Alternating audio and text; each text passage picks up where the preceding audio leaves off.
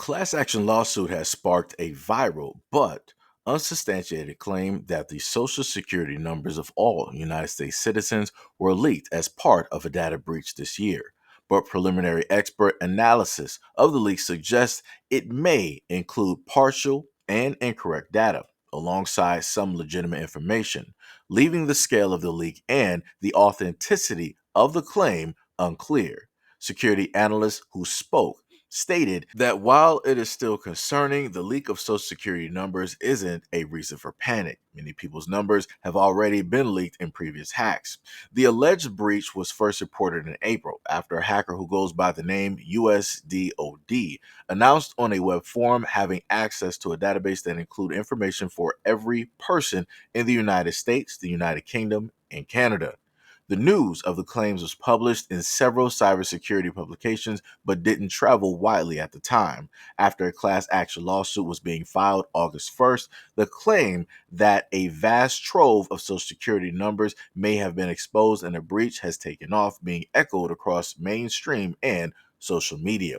The lawsuit was filed against a data broker called National Public Data, part of a shadowy collection of businesses that quietly collect, buy, trade, and sell people's personal information, usually without their knowledge. The information is often sold to marketers or used to help conduct background checks. The lawsuit accuses the company of acquiring defendants' personal information without their knowledge and permission, a common practice of data brokers, failing to keep it safe from hackers. It hasn't been confirmed that the Social Security numbers of every American was leaked. The lawsuit states that plaintiff got an alert in July from an identity theft protection company stating that his Social Security number has been leaked as a result of a breach of national public data. The hacker's original post offering it for sale appears to have been deleted. However, it's common for criminal hackers to exaggerate or even outright fabricate their exploits, especially if they're trying to sell something.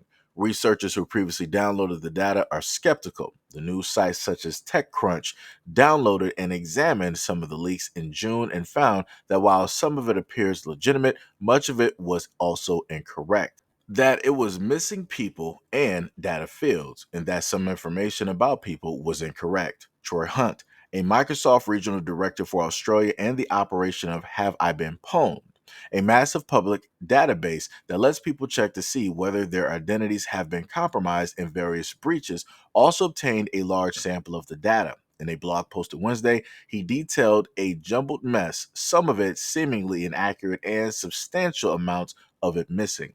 It did include his email address, but it was paired with the wrong name. It is assigned two birthdays that were far from his real one. Such inaccuracies about people make correct information more difficult to leverage and use for nefarious purposes. Despite the uncertain scope and state of the leaked data, the news of the lawsuit has caused intense interest in the Social Security number claim. Experts caution that the news should be met with a dose of reality. Quote, "We've all probably been part of a breach and received a notification. My first piece of advice is don't panic because most likely your information was already out there." And that was stated by AARP Representative Amy Novsker. She also stated that Americans should assume that their information is already in the hands of bad actors, given the data breaches are so common and being implementing good habits that could help catch any criminals' activity quickly. Nervous and that may be victims of identity theft can quickly find out by checking their credit reports. There are three credit bureaus for Americans: Equifax, Experian, and TransUnion. Quote, "If it's clear that you recognize everything on there, put a fraud alert on," which is always my first recommendation because it's quicker, it's simpler, it's easy. According to Equifax, a fraud alert is a notice of your credit report that alerts creditors you are or may be a victim of fraud, including identity theft. A fraud alert can make it harder for someone to open unauthorized accounts in your name. It encourages or requires lenders and creditors to take extra steps to verify your identity, such as contacting you by phone before opening a new credit account in your name or making changes to existing accounts. She also stated calling any of those three for a free fraud alert is easy and will share the alerts with the other two.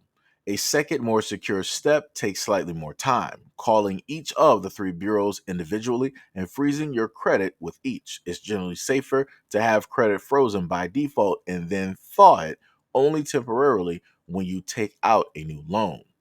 She also stated that it's not everyone's first choice. Quote, not everyone wants to put a freeze on because some people are accessing their credit and opening up new credit a lot. They don't like the hassle of it. To me, it's worth it to make sure your credit is safe. A third step is to make sure every financial account has the strongest account security available to customers. That means making sure every account has a password that is both unique and long, and that the account has two-factor authentication enabled.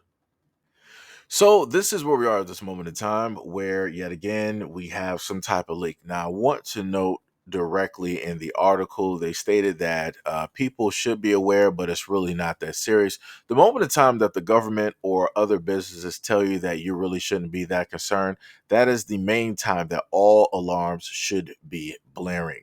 At no point in time should any financial institution tell people to just calm down. It's not that serious. It's not even real information, even though they stated directly to you in the article that yes, there were real social security numbers and names directly in there. They might have just been jumbled or mumbled or what have you. And there was other information directly in there as well. That's not even the main thing that you look at. We don't care about the other information, the emails and stuff like that.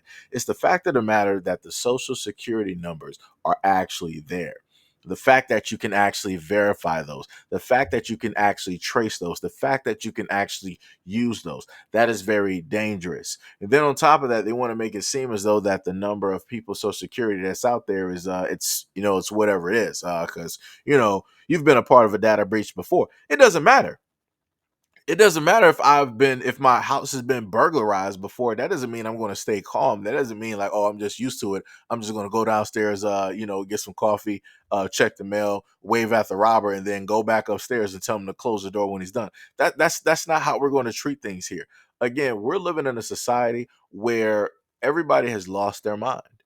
It used to be a point in time where the industries out there would actually show concern, where they would try to word things because they are concerned, but they would try to word it so that the public isn't concerned, but they're still going to convey to you that, hey, we are concerned, this is a serious issue, we're doing the utmost due diligence to get to the depth, to get to the core, to the center of everything here, to figure out how this took place, how it happened, how many of you guys are compromised, and what it is that we can do to literally help you. This pales in comparison to a lot of the other stories that I've dealt with data breaches over the years, where the companies will be like, hey, well, there was a data breach. What we can do is that we're going to offer free surveillance over your social security or whatever data was breached or given directly out, and we're going to offer that for 6 months upwards to a year. And then we may have some other things as well that we will be able to offer to give some further safety and peace of mind directly to our customers. Again, what they did prior years is different versus what we're getting right now. Now they're just nonchalant. They don't even care about it. So, well, data breaches happen every single week, every single month, every single year. It should not be a commonplace thing. It should not be a commonplace thing where people are just used to it happening. Nobody should be used to being robbed.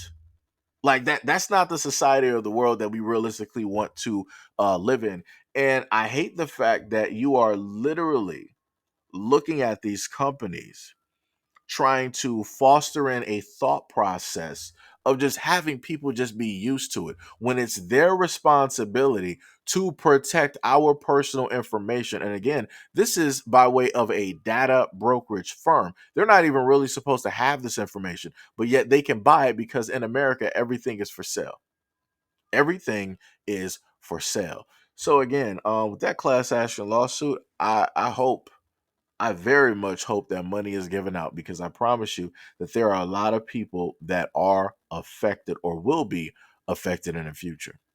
But anyways, let me know what you guys think about this video and everything that I listed in the comment description below. And as always, peace, love, and stay tuned for the next video.